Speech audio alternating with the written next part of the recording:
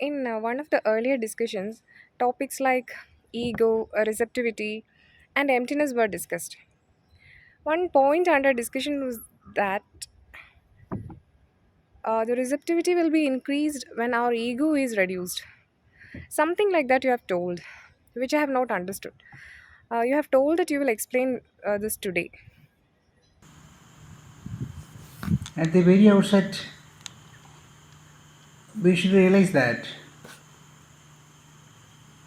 the feminine principle is the dominant factor right from the beginning of the universe.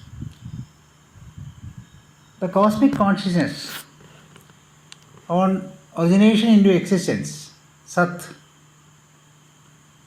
diversifies itself as awareness and experience, Chith and Ananda. The awareness is masculine and the experience is feminine. The feminine aspect, experience or Ananda, manifests as the cosmos, since the whole manifestation happens for the sake of experience only, for the consciousness to experience itself. It means consciousness becomes the existential universe for experiencing itself. Hence, it is clear that experiencing is the manifestation and it is the most important universal dharma. This makes the journey towards enlightenment very difficult because the very purpose of manifestation is experience, which you are going away from the consciousness, and the enlightenment is going back to the consciousness. So, this makes the journey to enlightenment very difficult. But this is subject to timely changes. I would like to divide the time frame between the origin and the end of this manifestation into 4 phases. Though the universe originates for experience, the first phase will be highly influenced by the source of manifestation, which is the consciousness. The affinity to attain or retain a conscious state will be very high in the small population of that age or period. So the ideal environment for enlightenment will be prevalent in that age. Following this awareness oriented age, the magnitude of experience in the universe will increase at a slow pace in the next age. The experience of the manifest universe will enter the stage very slowly. There will also be a decline in the effect of awareness. And in the third stage, the impact of consciousness will dwindle and impact of experience will be on the increase. Then in the fourth age, the experience becomes the order of the day. It is a period when experience is given importance. Both pain and pleasure will be in experience in abundance. So in the fourth stage, as the priority is for experience, awareness will lose hold. We now live in such a state of age, the fourth age. Hence, the magnitude of pleasure and pain is high, the chances to experience pleasure and pain goes up. This is an age when man's sole interest will be experiencing pleasures and pain. In the first stage of the power of awareness was high. The fact that experience will be very less results in a state with a conscious body. The population then is very less. Very few among them experience extremes of pain and pleasure accidentally.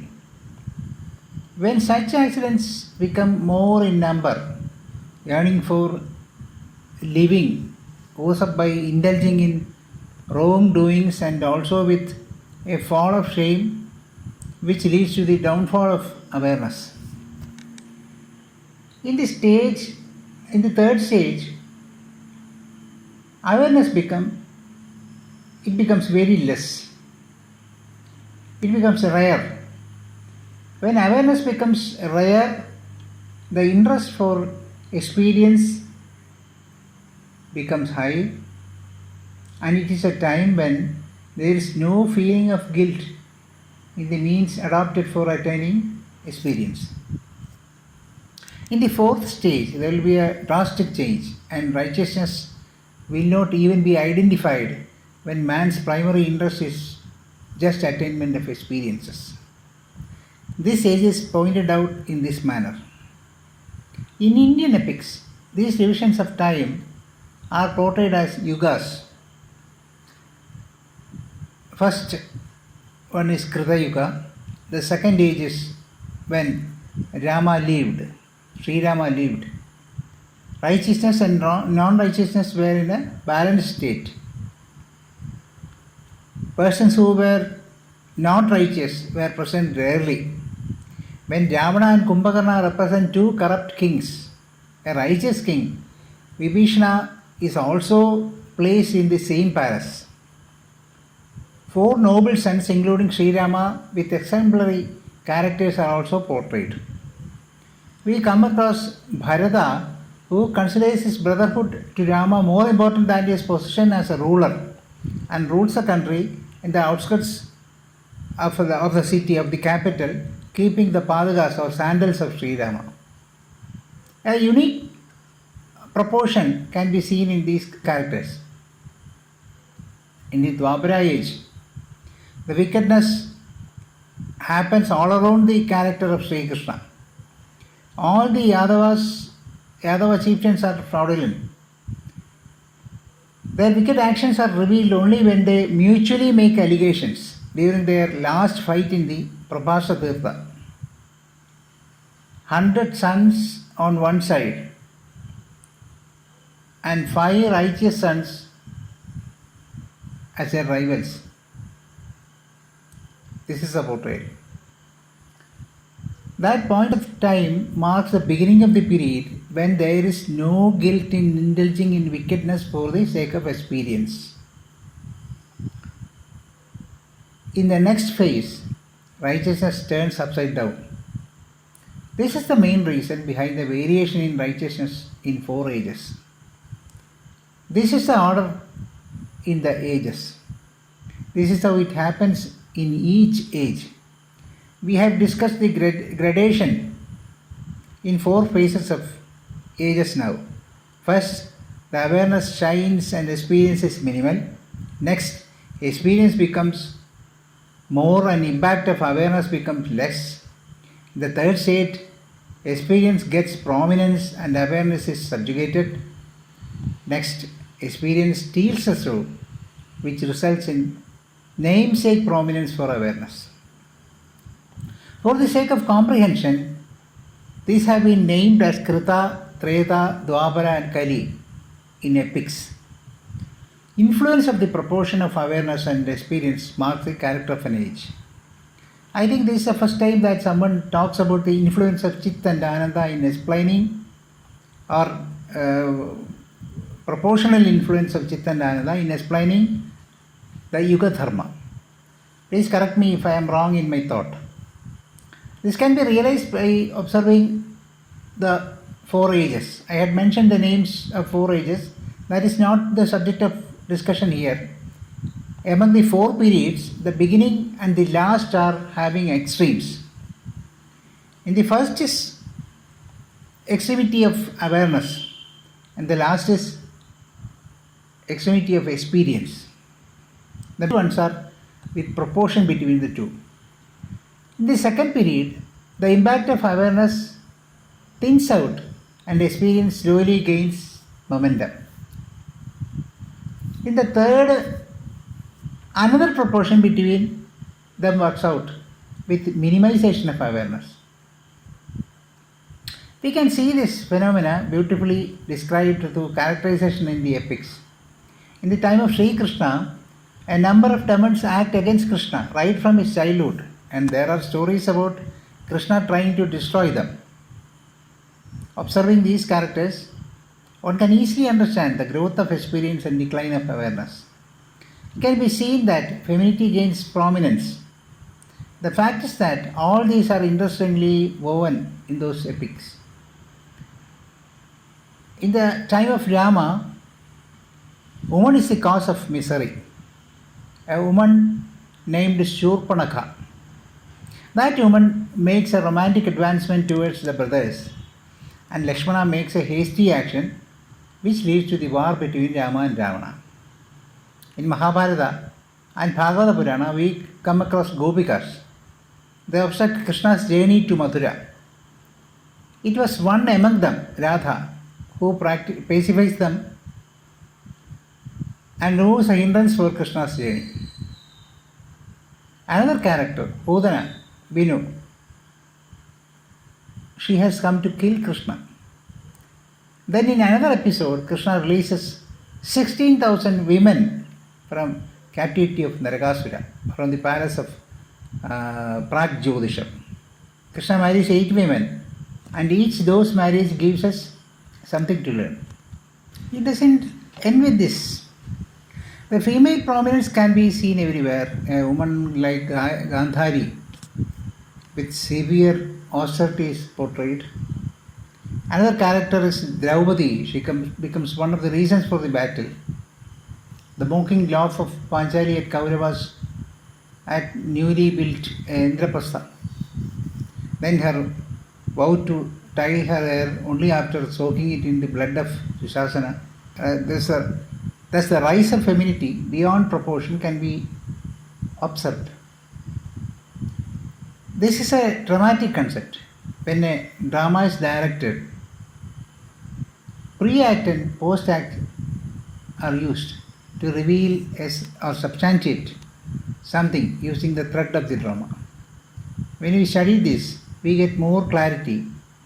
In this light, we should observe how characters of this age is beautifully described in these 2 epics. There is no surprise in looking at the epics with great adoration. When we come to Kali Yuga, the priority is for experience. The tendency to forsake righteousness results in the death of values.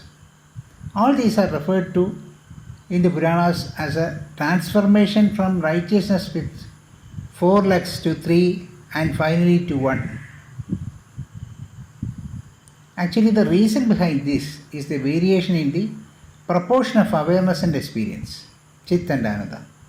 I feel that awareness and experience are not acknowledged in this manner. Anyway, if this has not been accepted till now, we have to establish this with authenticity. The time is right now. Now, in the canvas of universal structure, there is an importance for experience. Certainly, experience is the essence of this manifestation. Hence, experience is a feminine state. Femininity is an emptiness. The state of emptiness points out the state of receptivity. The state of emptiness points to the state of receptivity. The capacity to receive is femininity. The receptivity is a sign of feminine attitude. This is termed in Buddhism as Mani Padme Hum. There is a Buddhist mantra, Mani Padme Hum. Many of you may be knowing that. There, Padma, the lotus, represents the feminine receptivity, and the Mani, the jewel inside, is awareness. The mantra reveals that both are essential. Both Sat, Chith and Ananda, both are essential to attain the consciousness. And that consciousness envelops Sat, Chith and Ananda, existence, awareness and experience. Receptivity points to receiving nature as a whole. Radha is referred to as Prakriti Dhara. My Guru says, when the word Dhara is quickly repeated, like Dhara, Dhara, Dhara, Dhara, it becomes Radha. Hence, the quality of nature is feminine because it is Guna Prakriti. Combination of three gunas, Sat, Rajas and Tamas, Sa, Ta and Ra. Stree is a combination of these three, Sa, Ta and Ra. By nature, I mean the entire universe of this manifestation as a whole and not earth and its topographical nature. This universal femininity will be found for a longer period in every individual. Hence, if something has to be received, there has to be a vacuum. The positive state of consciousness, the masculine positivity, has to be received by the feminine universal femininity.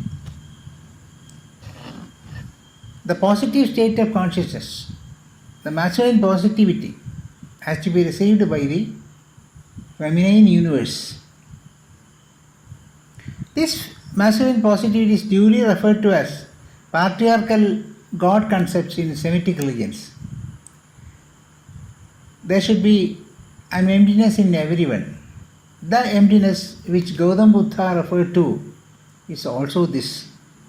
Without understanding this emptiness, the doctrine of nothingness is wrongly interpreted. Now, what is this emptiness? The emptiness is something in oneself. It's a femininity in oneself, or the receptivity. The descending of awareness results in the rebirth of ourselves as an enlightened one in the same birth. This is called Dvija, the twice born in Indian languages. When Siddhartha Gautama became totally empty, forsaking all his efforts for inquiry under the Bodhi tree, he assumes feminine receptivity and the consciousness descends on him. That's why the conscious can be termed masculine, which I told just now, introduced as father in Semitic religions. Thus, Gautama Buddha is born from Siddhartha. He develops a motherly love towards the people and comes back to the people to teach the learnings. This is possible in everyone. This happens whenever receptivity is high, negativity is high, so that positivity of the consciousness can interact with the polarity which we make. That is why Kalisandarna Upanishad says the easiest time to attain liberation is the Kali Yuga, by chanting the name. Nothing else is needed. Only the chanting of the name of the Lord. Chanting, as you know, is a part of devotion or feminine path. We have just to create that negative polarity. The reason for this is very simple. When our polarity is ready, the descent happens. In all other times, though there is importance for awareness, the volume of negativity is very low. Hence, there will be very little interaction. On the contrary, in this current age, negative interaction is being high, polarity is created in a better way. This situation can give birth to numerous Buddhas. Already we have many among us, unnoticed. They do not reveal or express their enlightenment. They exist happily. They live enjoying the nature without anybody knowing. That's the funniest part. So once ego leaves us, we become empty. And that emptiness receives the wholesome life in us. That's all.